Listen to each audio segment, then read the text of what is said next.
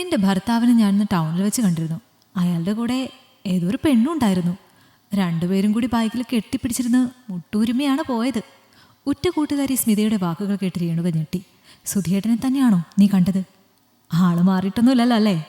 രേണുക ചോദിച്ചു. എനിക്കെന്താ നിന്റെ ഭർത്താവിനെ കണ്ടാൽ അറിയാതിരിക്കാൻ? ഞാൻ സുധിയെ വ്യക്തമായിട്ട് കണ്ടതാ. അവനും ആ പെണ്ണും തമ്മിൽ പ്രേമത്തിലാണെന്നാണ് എനിക്ക് തോന്നുന്നത്. നീ എന്തായാലും ഒന്ന് സൂക്ഷിച്ചോ, സ്മിത പറഞ്ഞു. സുധിയേട്ടൻ എന്നെ മറന്ന് വേറൊരു പെണ്ണിൻ്റെ കൂടെ? ഇല്ല സ്മിത, നിനക്ക് ആള് തെറ്റിയതാകും. എന്നോട് ഇങ്ങനെ ഒരു ചതി ഏട്ടൻ ചെയ്യില്ല. എനിക്ക് ഏട്ടനെ വിശ്വാസമാണ്. രേണുക കരഞ്ഞു. രേണു, നിന്നെ വിഷമിപ്പിക്കാൻ വേണ്ടി പറഞ്ഞതല്ല ഞാൻ കണ്ടത് സുധിയാണെന്ന് എനിക്ക് നല്ല ഉറപ്പുണ്ട്. നീ ഇങ്ങനെ അവനെ കണ്ണടച്ച് വിശ്വസിക്കാൻ നിൽക്കാതെ അവൻ്റെ മൊബൈൽ എടുത്ത് പരിശോധിച്ച് നോക്ക്. അപ്പോൾ അറിയാം സത്യാവസ്ഥ. സ്മിത അത്രയും ഉറപ്പിച്ച് പറഞ്ഞതോടെ രേണുക ആകെ വിഷമത്തിലായി. ശരി, നീ ഇത്രയും പറഞ്ഞ സ്ഥിതിക്ക് ഞാൻ സുധിച്ചേട്ടൻ്റെ ഫോണും ഒന്ന് നോക്കുന്നുണ്ട്. ശരി, നീ നോക്കിയിട്ട് എന്നെ വിളിക്ക്. അപ്പോൾ അറിയാം സത്യാവസ്ഥ എന്താണെന്ന്. സ്മിതയാണ്. ഇപ്പോഴും ഞാൻ പറയുന്നു, നിനക്കായിരിക്കും തെറ്റ് പറ്റിയിട്ടുണ്ടാവുക. അത്രയും പറഞ്ഞിട്ട് രേണുക കോൾ വെച്ചു. സുധിയുടെയും രേണുകയുടെയും കല്യാണം കഴിഞ്ഞിട്ട് 6 വർഷമായി. സുധി ഒരു പ്രൈവറ്റ് ബാങ്കിൽ മാനേജറാണ്. രേണുകയ്ക്ക് ജോലിയൊന്നുമില്ല. എങ്കിലും അവൾ ഡിഗ്രി വരെ പഠിച്ചിട്ടുണ്ട്. 20-ാം വയസ്സിലായിരുന്നു രേണുകയുടെ വിവാഹം സുധിയുമായി നടന്നത്. അറേഞ്ച്ഡ് മാരേജ് ആയിരുന്നു. ഇതുവരെ കുട്ടികളായിട്ടില്ല. പിന്നെ കുഞ്ഞുങ്ങൾ പിന്നെ മതി എന്നത് സുധിയുടെ തീരുമാനമായിരുന്നു. ഭർത്താവിനെ ദൈവത്തെപ്പോലെ കാണുന്ന രേണുകയ്ക്ക് അവൻ്റെ ഏത് തീരുമാനത്തിനോടും പൂർണ്ണ യോജിപ്പായിരുന്നു. വിവാഹം കഴിഞ്ഞ അന്നു മുതൽ രേണുവിനെ ഒരു കുറവും കൂടാതെയാണ് സുധി നോക്കുന്നത്. അതുകൊണ്ട് തന്നെ അവൻ എന്തു പറഞ്ഞാലും അവൾക്ക് വേദവാക്യമാണ്.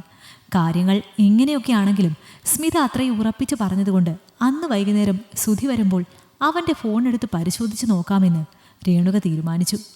അന്ന് പതിവിലും നേരത്തെയാണ് സുധി ജോലി കഴിഞ്ഞെത്തിയത്. സുധിയുടെ ഇന്ന് നേരത്തെയാണല്ലോ, എന്തോ ടീ? അവൾ ചോദിച്ചു. ഇന്ന് ഞാൻ നേരത്തെ ഇറങ്ങി. അച്ഛനും അമ്മയും ചേച്ചിയുടെ വീട്ടിൽ പോയതുകൊണ്ട് നീ ഇവിടെ ഒറ്റയ്ക്കല്ലേ, അതുകൊണ്ട് ഞാൻ നേരത്തെ ഇങ്ങ് പോരാന്ന് വിചാരിച്ചു. അവളെ തന്നിലേക്ക് ചേർത്ത് പിടിച്ചുകൊണ്ടാണ് സുധി അത് പറഞ്ഞത്. കുളിച്ചു വാ, ഞാൻ കഴിക്കാനെടുക്കാം. രേണുക അവൻ്റെ കയ്യിൽ നിന്നും ബാഗ് വാങ്ങി അകത്തേക്ക് പോയി. അതേസമയം സുധി തൻ്റെ പോക്കറ്റിൽ കിടന്ന മൊബൈലെടുത്ത് ചാർജിനിട്ടതിന് ശേഷം കുളിക്കാനായി പോയി. അവൻ പോയി തക്കം നോക്കി രേണുക പെട്ടെന്ന് ഓടിച്ചെന്ന് സുധിയുടെ മൊബൈലെടുത്ത് ലോക്ക് തുറന്നു. രണ്ടുപേർക്കും പരസ്പരം ഫോണിൻ്റെ ലോക്കൊക്കെ അറിയാം. സുധിയുടെക്ക് എന്തെങ്കിലും ആവശ്യത്തിനൊക്കെ രേണുകയുടെ ഫോൺ എടുക്കാറുണ്ടെങ്കിലും രേണുക ഒരിക്കൽ പോലും സുധിയുടെ ഫോൺ എടുത്ത് പരിശോധിച്ച് നോക്കുകയൊന്നും ചെയ്തിട്ടില്ല. കാരണം തന്നെയല്ലാതെ മറ്റൊരു പെണ്ണിനെ സുധി മനസ്സിൽ പോലും ചിന്തിക്കില്ല എന്ന് അവൾക്ക് അത്രയും വിശ്വാസമായിരുന്നു.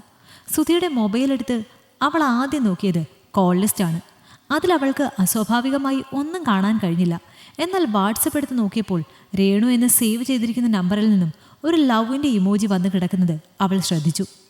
തൻ്റെ പേരിൽ മറ്റൊരു പെണ്ണിൻ്റെ നമ്പർ സുധി എന്തുകൊണ്ടായിരിക്കും സേവ് ചെയ്തിരിക്കുന്നത് എന്ന് ചിന്തിച്ചുകൊണ്ട് നെഞ്ചിടിപ്പോടെയാണ് അവൾ ആ ചാറ്റ് തുറന്നു നോക്കിയത്. വീണ എന്ന പേരുള്ള ഒരു പെണ്ണിൻ്റെ നമ്പർ രേണു എന്ന് സേവ് ചെയ്തിരിക്കുകയാണ് സുധി. അത് അവരുടെ ചാറ്റ് വായിച്ചപ്പോഴാണ് രേണുകയ്ക്ക് മനസ്സിലായത്. ഈ വീണയുടെ പേര് എന്തിനാണ് രേണു എന്ന് പറഞ്ഞ് ഇങ്ങനെ സേവ് ചെയ്തിരിക്കുന്നത്? ഞാനെങ്ങാനും കണ്ടാൽ ശ്രദ്ധിക്കാതിരിക്കാൻ വേണ്ടിയായിരിക്കും. രേണുക പിറുപിറുത്തു. പെട്ടെന്നെന്തോ സംശയം തോന്നി അവൾ കോൾ ലിസ്റ്റ് എടുത്തിട്ട് അതിൽ രേണു എന്ന് എൻ്റെ സേവ് ചെയ്തിരുന്ന പേരിലെ നമ്പർ ഏതൊക്കെയാണെന്ന് നോക്കി. തൻ്റെ പേരിലാണെങ്കിലും നമ്പർ വീണയുടേതാണെന്ന് അവൾക്ക് ബോധ്യമായി. എല്ലാവരെയും പറ്റിക്കാൻ വേണ്ടിയിട്ടാണ് സുധി വീണ എന്ന പേരുള്ള പെണ്ണിനെ രേണു എന്ന് സേവ് ചെയ്തിരിക്കുന്നത്. തലേ ദിവസം വരെയുള്ള എല്ലാ ചാറ്റും ക്ലിയർ ചെയ്തിട്ടുണ്ടായിരുന്നു. അതുകൊണ്ട് വീണ എന്ന പെണ്ണുമായി സുധിക്ക് ബന്ധം തുടങ്ങിയിട്ട് എത്ര നാളായി എന്നൊന്നും അവൾക്ക് മനസ്സിലാക്കാൻ കഴിഞ്ഞില്ല. എങ്കിലും അന്നത്തെ ചാറ്റിൽ നിന്നും സുധി അന്ന് ബാങ്കിൽ പോയിട്ടില്ല എന്നും വീണ എന്ന പേരുള്ള ആ പെണ്ണിൻ്റെ ഒപ്പം കറങ്ങി നടക്കുകയായിരുന്നു എന്നും രേണുക മനസ്സിലാക്കി. ഭർത്താവിൻ്റെ ചതി തിരിച്ചറിഞ്ഞ അവൾക്ക് അത് സഹിക്കാവുന്നതിലും അപ്പുറമായിരുന്നു. സ്മിത പറഞ്ഞതൊക്കെ സത്യമായിരുന്നു എന്ന് അതോടെ അവൾക്ക് ബോധ്യമായി. എത്ര സമർത്ഥമായിട്ടാണ് തന്നെ സ്നേഹിച്ച് സുധി പറ്റിച്ചുകൊണ്ടിരിക്കുന്നത് എന്നവൾ ഓർത്തു. അന്ന് രാത്രി കിടക്കാൻ നേരം എന്തായാലും ഇതേക്കുറിച്ച് സുധിയോട് ചോദിക്കണമെന്ന് രേണുക മനസ്സിലുറപ്പിച്ചു. തെളിവിനായി അവൻ്റെ ഫോണിലെ ചാറ്റുകൾ തൻ്റെ മൊബൈലിൽ അവൾ ഫോട്ടോ എടുക്കുകയും ചെയ്തു. അന്ന് രാത്രി കിടക്കാൻ നേരം പതിവ് പോലെ സുധി രേണുകയെ തൻ്റെ അടുത്തേക്ക് ചേർത്ത് കിടത്തി. അവളിൽ പടർന്നു കയറാൻ വെമ്പൽ കൂട്ടി. അവൻ്റെ അതിര് കവിഞ്ഞ അന്നത്തെ സ്നേഹപ്രകടനം അവൾക്ക് അസ്വസ്ഥത ഉളവാക്കി. ഒറ്റ വലിക്ക് രേണുക ധരിച്ചിരുന്ന മാക്സി ഊരി മാറ്റി സുധി അവളുടെ നഗ്നമായ ശരീരത്തിൽ മുഖം അമർത്തി. രേണുകയുടെ ശരീരത്തിലാകമാനം അവൻ്റെ കൈവിരലുകൾ സഞ്ചരിച്ചു. അവൻ്റെ സ്പർശനങ്ങളിൽ വികാരം ഒന്നുമില്ലാതെ അവൾ വെറുതെ കിടന്നു. രേണുകയുടെ മനസ്സ് നിറയെ സുധി മറ്റൊരു പെണ്ണുമായി നടത്തിയ ചാറ്റിംഗ് മാത്രമായിരുന്നു. വീണയുമായി നിങ്ങൾ ബന്ധം തുടങ്ങിയിട്ട് എത്ര നാളായി? ഇന്ന് ജോലിക്കെന്നും പറഞ്ഞ് നിങ്ങൾ പോയത് അവളുടെ കൂടെ കറങ്ങാനല്ലേ? പെട്ടെന്നുള്ള രേണുകയുടെ ചോദ്യത്തിൽ സുധി പതറിപ്പോയി. നീ എന്തൊക്കെയാ രേണു ഈ പറയുന്നത്? അവൻ പെട്ടെന്ന് അവളിൽ നിന്നും അകന്നു മാറി. കള്ളത്തരം പറഞ്ഞ് എന്നെ പറ്റിക്കാൻ നോക്കണ്ട സുധിയേട്ടാ. ഞാനെല്ലാം അറിഞ്ഞു. ഇന്ന് സ്മിത ടൗണിൽ വെച്ച് നിങ്ങളെ ഒരു പെണ്ണിൻ്റെ കൂടെ കണ്ടെന്ന് പറഞ്ഞപ്പോൾ ഞാൻ വിശ്വസിച്ചില്ല. പക്ഷെ കുറച്ചു മുമ്പ് നിങ്ങളുടെ മൊബൈലിൽ നിന്ന് നിങ്ങളും വീണയും തമ്മിലുള്ള ചാറ്റ് കണ്ടപ്പോൾ എനിക്കെല്ലാം ബോധ്യമായി. ആർക്കും സംശയം തോന്നാതിരിക്കാൻ എൻ്റെ പേരിലല്ലേ ആ പെണ്ണിൻ്റെ നമ്പർ സേവ് ചെയ്ത് വെച്ചിരിക്കുന്നത്? രേണു, അത് എനിക്കൊരു അബദ്ധം പറ്റിയതാ. ബാങ്കിൽ പുതുതായി വന്ന പെൺകുട്ടിയാണ് വീണ. ഏതോ ദുർബല നിമിഷത്തിൽ അറിയാതെ നിന്നെ ചതിച്ച് ഞാൻ ഒന്നും ചെയ്തിട്ടില്ല രേണു. ആ തണുത്ത അന്തരീക്ഷത്തിലും സുധി വിയർത്തൊലിച്ചു. നിങ്ങൾ തമ്മിൽ എത്രത്തോളം ആഴത്തിലുള്ള ബന്ധമുണ്ടെന്നൊന്നും എനിക്കറിയില്ല. പക്ഷേ ഇന്നത്തോടെ എല്ലാം നിർത്തുന്നതാണ് നിങ്ങൾക്ക് നല്ലത്. ഈ ഒരു തവണത്തേക്ക് മാത്രം ഞാൻ ക്ഷമിക്കും.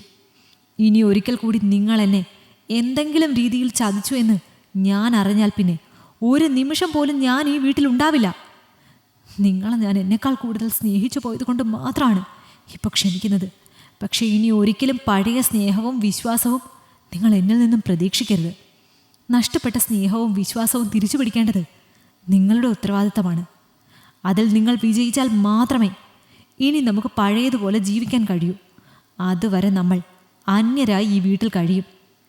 അത്രയും പറഞ്ഞുകൊണ്ട് രേണുക മാക്സി ധരിച്ചുകൊണ്ട് കട്ടിലിൻ്റെ ഒരു വശത്തേക്ക് നീങ്ങിക്കിടന്നു. തൻ്റെ കള്ളത്തരം പിടിക്കപ്പെട്ട വിഷമത്തിൽ രേണുകയോട് ഒരു മാപ്പു പറച്ചിൽ പോലും നടത്താൻ കഴിയാതെ വിഷമത്തോടെ സുധിയും അവളുടെ അടുത്ത് കിടന്നു. പിന്നീടുള്ള തൻ്റെ രാത്രികൾ ഉറക്കമില്ലാത്ത രാത്രികളാണെന്ന് അവൻ അപ്പോൾ അറിഞ്ഞതേയില്ല. ഈ കഥ നിങ്ങൾക്കിഷ്ടമായെങ്കിൽ ലൈക്ക് ചെയ്യൂ. നിങ്ങളുടെ അഭിപ്രായങ്ങൾ കമന്റായി രേഖപ്പെടുത്തൂ. കൂടുതൽ കഥകൾ കേൾക്കാൻ ഈ ചാനൽ സബ്സ്ക്രൈബ് ചെയ്യൂ.